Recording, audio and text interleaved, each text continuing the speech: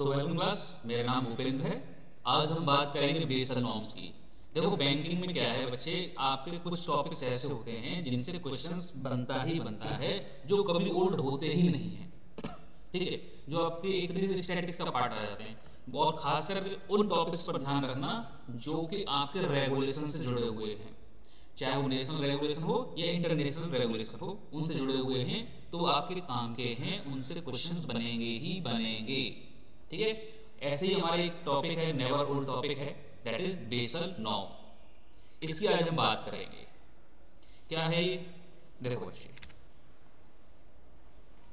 Condition शुरू होती है हमारी 1930 में। 1930 में क्या हुआ था?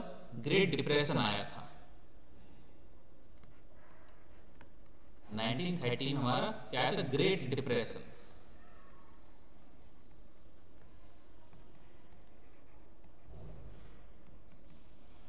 अभी ये ग्रेट डिप्रेशन आया था तो इसने पूरी इकोनॉमी को खत्म कर दिया था। इससे कौन कौन परेशान हुआ था? यूरोप भी परेशान हुआ था, अमेरिका भी परेशान हुआ था, और वर्ल्ड पर इम्पैक्ट तो पड़ा ही पड़ा था।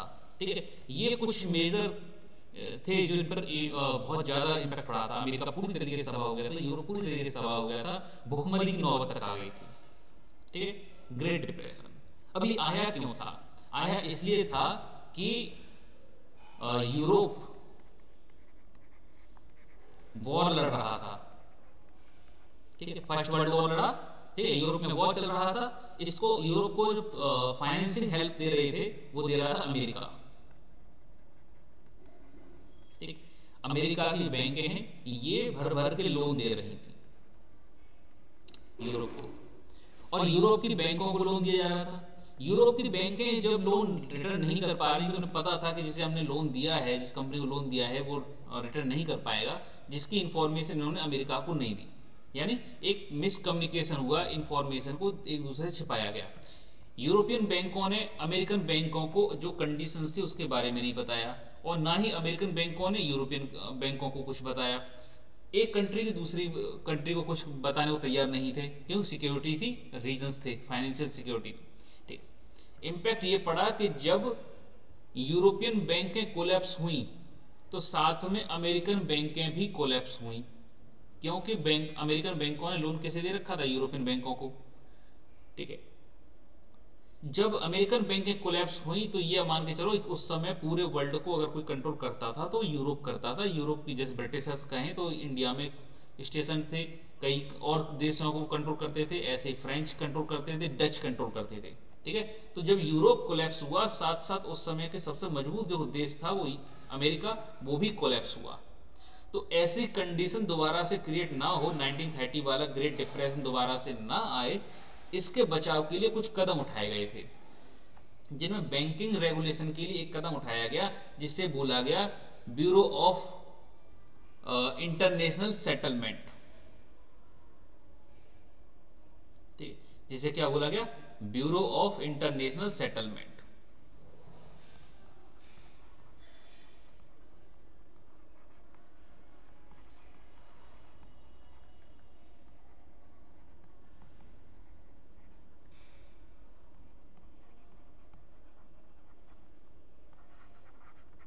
Bureau of international settlement.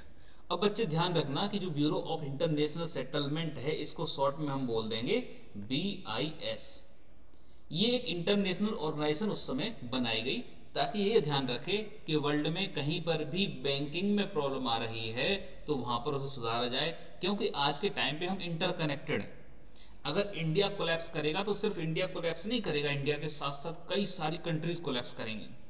आज के टाइम पे अगर चाइना कोलैप्स करेगा तो ऐसा नहीं है कि अमेरिका पर कोई इंपैक्ट नहीं पड़ेगा, अमेरिका भी कोलैप्स करेगा, अमेरिका पर भी इंपैक्ट पड़ेगा, क्योंकि हम सब एक दूसरे से कनेक्टेड हैं, ग्लोबलाइजेशन के थ्रू कनेक्टेड हैं। ठीक, हमारे मार्केट्स कनेक्टेड हैं। ठीक है, आप चाइना, हमारा मार्केट चाइना में है, चाइना का मार्केट इंडिया में है, इंडिया के गुड्स कहीं और जाते हैं, इंडिया में कहीं और के गुड्स आते हैं, हम सब एक दूसरे से कनेक्ट हैं। तो एक कोलैप्स करेगा तो सब उसका इंपैक्ट झेलना पड़ेगा सबको। ठीक है, तो BIS बनाया गया कि आप ये देखेंगे, BIS को जिम्मेदारी दी गई कि आप ये देखेंगे वर्ल्ड में कहाँ बैंकिंग में प्रॉब्लम आ रही है, बैंकिंग सेक्टर कहाँ कमजोर हो रहा है, और जहाँ भी सेक्टर कमजोर हो रहा होगा, जिस भी कंट्री में ये सेक्टर कमजोर होगा, वहाँ के लिए आप कुछ गाइडलाइंस इशू करेंगे, कुछ आदेश इशू करेंगे, कुछ ऑर्डर्स इशू करेंगे ताकि उसे सुधारा जा सके, क्योंकि सबका इंटरेस्ट इसमें शामिल है। ठीक है, अब ये बिल्कुल वैसे ही काम करता है जैसे हमारे यहाँ आरबीआई काम करता है। आरबीआई बेसिकली आपको पैसा निकाल कर देता तो है नहीं, है ना, वो ये वाला काम तो नहीं करता, लेकिन क्या काम करता है आरबीआई? आरबीआई इन सभी बैंकों को मैनेज करने का, इन्हें रेगुलेट करने का काम करता है। अगर एसबीआई में कोई प्रॉब्लम आ रही है तो आरबीआई तुरंत उस पर एक्शन लेता है, तुरंत उसे सही करने का प्रयास करता है। अगर आईसीआईसीआई बैंक कोलैप्स करने वाला है, उसका एनपीए बढ़ गया है, तो वहां पर तुरंत एक्शन लेगा, ठीक है, ताकि इस बैंकिंग सेक्टर को बचाया जा सके। सेम तरीके से बीआईएस भी काम करेगा। तो आप ये बोल सकते हो कि BIS become the central bank of world, ठीक है, it become the central bank of world. तो ये क्या बन जाता है हमारा? Central bank of world. अब ध्यान रखना, इसमें पैसों का लेन देन नहीं होगा, सिर्फ रूल्स एंड रेगुलेशंस को डिस्कस किया जाएगा, उन्हें इंप्लीमेंट किया जाएगा। Our RBI is also the signatory of BIS, that means all the orders, all the guidelines issued by the BIS must be followed by the RBI, and if RBI follows something, then bank have to follow, bank have no option to deny. अगर RBI किसी चीज को मानती है, किसी चीज के order follow करती है, that means our entire banking system of India have to follow that guidelines. Okay, I think ये चीज समझ में आई होगी कि how BIS is that much powerful. How BIS is powerful, ये आपको समझ में आया हो। चलिए, अब बात आती है बच्चे, अभी BIS है कहाँ? Where is BIS is situated? It is in Switzerland. BIS is in Switzerland. और स्विट्जरलैंड में एक सिटी है that is Basel. There is a city in Switzerland that is Basel. कहां पर है? स्विट्जरलैंड, ठीक। Because BIS is situated in the Basel city and whatever the norm they follow, they made, कुछ भी अगर ये guidelines जारी करते हैं, कुछ भी ये नॉर्म्स जारी करते हैं, that automatically called as the Basel norm. So that's how the Basel norm evolve. BIS जो भी गाइडलाइंस हमारी जारी करता है, जो भी डिस्कशन जारी करता है, जो भी रूल्स जारी करता है, that is known as Basel norm, ठीक है। और usually BIS day to day basis पर कुछ ऐसा इशू नहीं करता है, रेयरली कभी साल, 2 साल, 4 साल, 10 साल में कुछ इशू करता है, कुछ गाइडलाइन इशू करता है, जब देखता है कि यहाँ पे मेजर प्रॉब्लम है और वहाँ की सेंट्रल गवर्नमेंट और सेंट्रल बैंक उस चीज को कंट्रोल नहीं कर पा रही है, then to direct that central bank BIS issue some instructions. Okay, BIS कुछ इंस्ट्रक्शंस इशू करता है, that is known as Basel norm.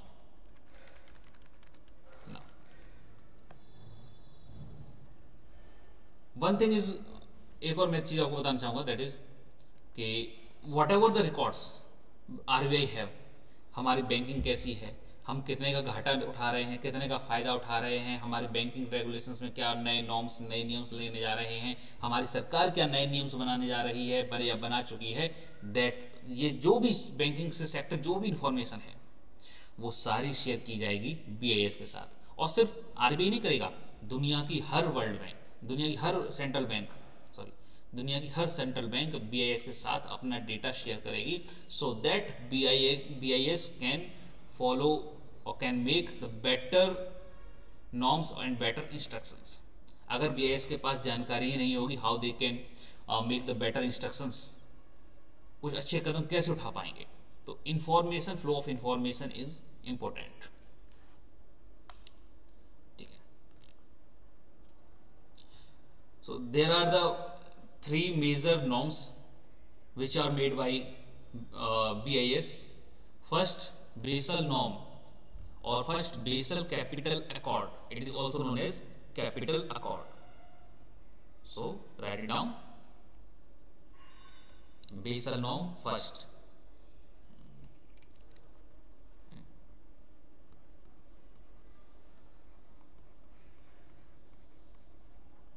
Basal norm first, it is also called as Basel capital accord.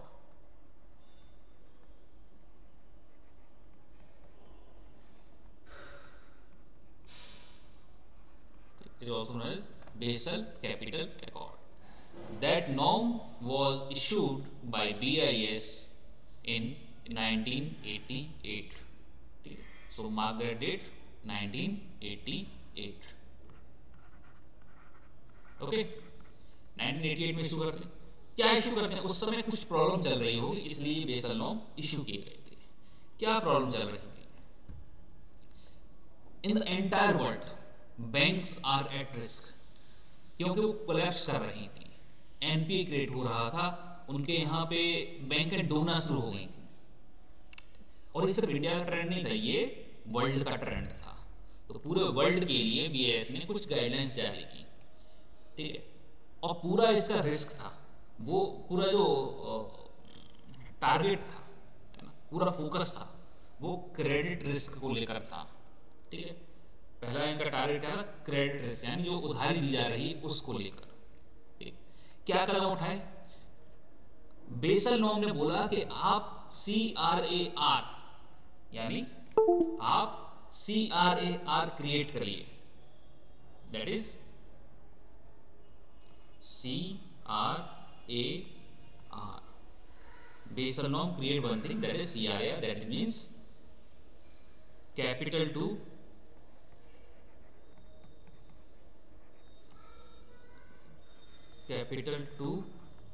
Risk weighted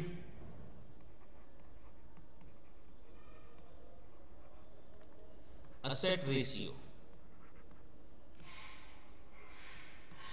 Now mark this word, capital to risk weighted asset ratio. That means bank अगर किसी को loan दे रही है, ध्यान रखना, bank अगर किसी को लोन दे रही है, सपोज करो कि उसने 100 रुपए का लोन दिया, ठीक। तो ये बोलते हैं कि 100 रुपए का जब आपने लोन दिया, दैट इज अ रिस्क, ठीक है। 100 रुपए किसी को आपने लोन पर दिए, हो सकता है वो वापस आए, हो सकता है ना वापस आए, दोनों possibility, that means risk is involved, ठीक है।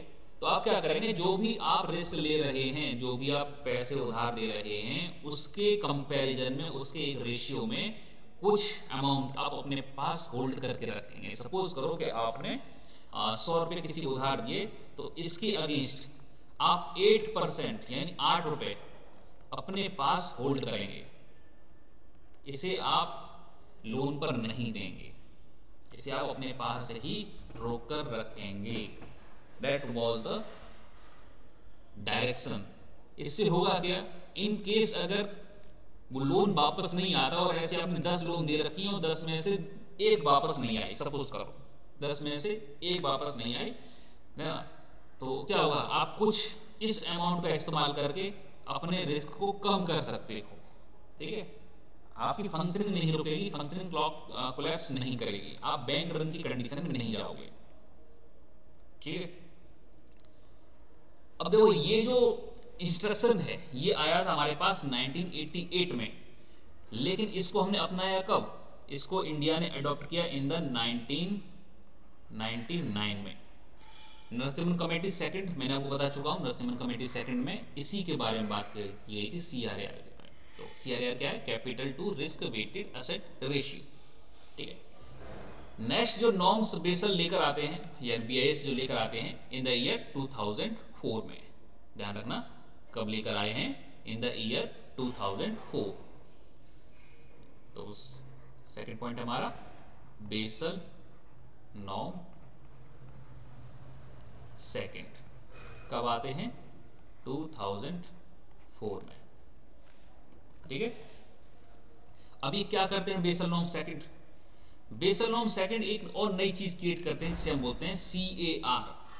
What we called it as CAR, यानी कार, वो चलाने वाली कार नहीं, that is the different thing, ये अलग है।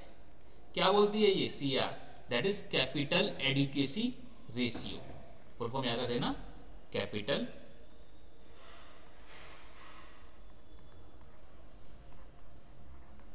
Adequacy ratio. ये कहते हैं कि आपने सपोज करो कोई लोन दिया है 100 रुपए का, ठीक, इसके अगेंस्ट आपने 8% क्या,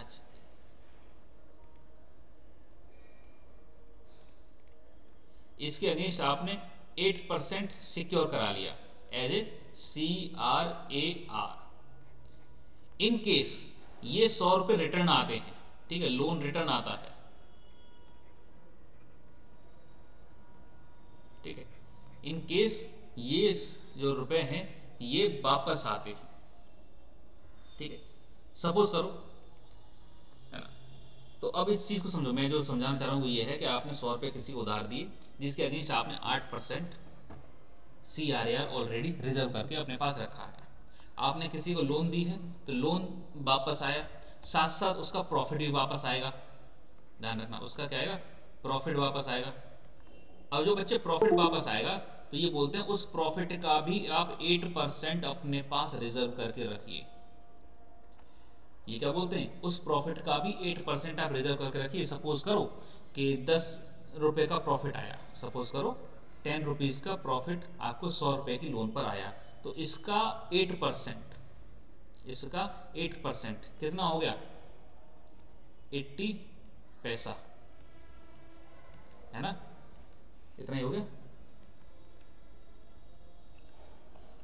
ठीक है। इसे आप अपने पास रिजर्व करके रखिए।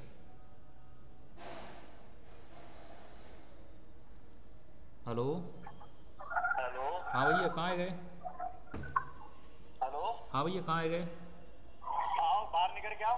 कहाँ गली में हो, हाँ, न घर की तरफ आई हो, है, घर की तरफ, घर की तरफ, है, घर पे, घर पे, घर पे, कैसे, घर पे आओ, घर पे, घर पे, हाँ हाँ, क्यों, बस 1 मिनट के लिए चल रहे हैं बस, आ जाओ, वो पहुंच गया, वो फोन कर रहा है वहाँ पे खड़ा हुआ। तो बस एक बार आओ घर की तरफ, हम चल रहे हैं बस, ठीक है,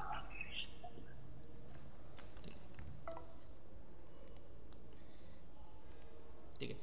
तो कैपिटल एडुकेसी रेशियो क्या बोलता है, आप अपने प्रॉफिट का 8%, ठीक है, कितना, 8% आप इसे आउट ऑफ सर्कुलेशन रखेंगे फॉर द फ्यूचर रिस्क, ठीक है। ये बेसल नॉर्म सेकंड ने क्रिएट किया। Bank should disclose their asset their risk to central bank, ठीक है। नेक्स्ट स्टेप क्या उठाया, बैंक should disclose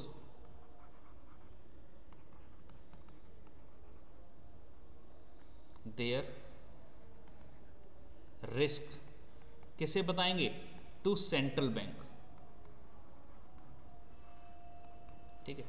आप अपने रिस्क को किसे डिस्क्लोज करेंगे, टू सेंट्रल बैंक। ये मैंडेटरी बना दिया गया, उससे पहले बैंक इशू मतलब छिपा लेते थे चीज़ों को, ठीक है, उससे चीज़ों को छिपा लेते थे।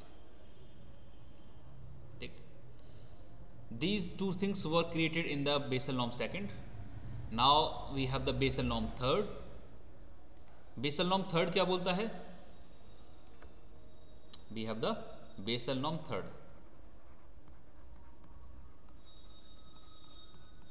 ठीक, ये कब आया था, in the year 2010 it came, ठीक है, Basel norm third। ये क्या करता है, ये रिकमेंड करता है to increase CRAR and CAR, ठीक है, इन दोनों के परसेंटेज को इंक्रीज करने की बात करता है।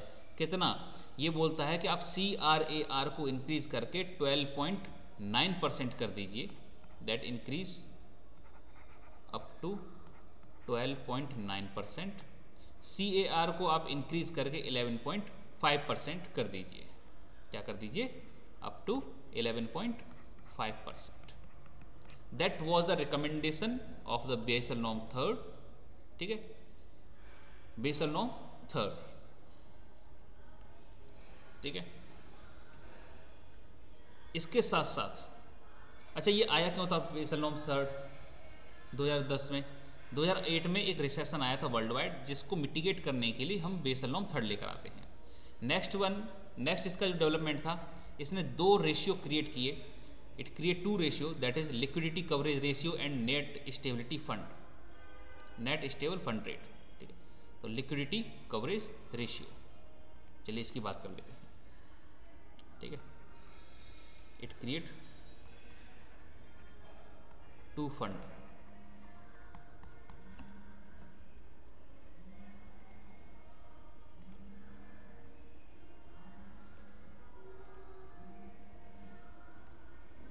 हाँ भैया बस एक मिनट।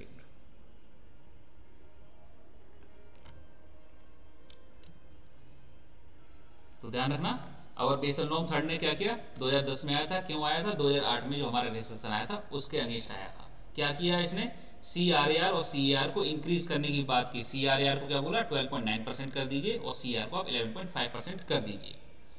इसने दो फंड और क्रिएट किए, that is net stability fund, sorry liquidity coverage ratio.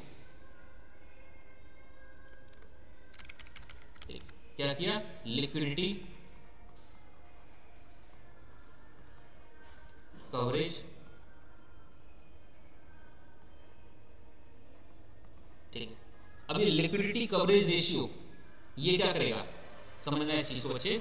Liquidity coverage ratio ये बोलता है कि आपके पास जो भी पैसा आया, जो भी रिटर्न आया लोन का, उसको आप 30 दिन तक होल्ड करेंगे, ठीक है। मनी यानी आप बोल सकते हो कैश मस्ट बी होल्ड